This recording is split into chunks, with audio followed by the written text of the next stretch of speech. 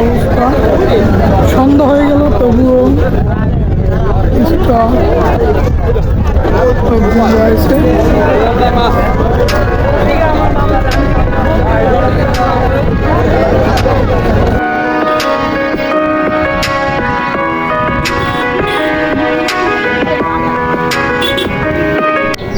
Harinpala eco পার্কটি পিরোজপুর জেলায় মঠবাড়িয়া থানায় অবস্থিত।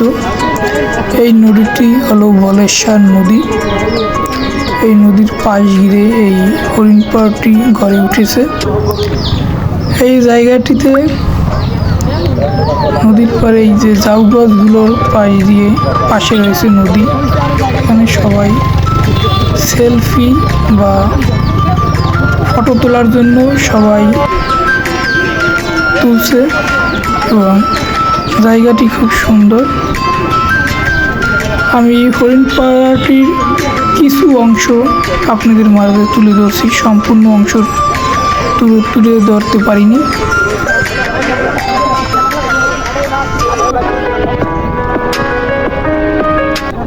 এই পার্কে বসে সূর্য অস্তের দৃশ্য দেখতে বেশ ভালোই লাগে।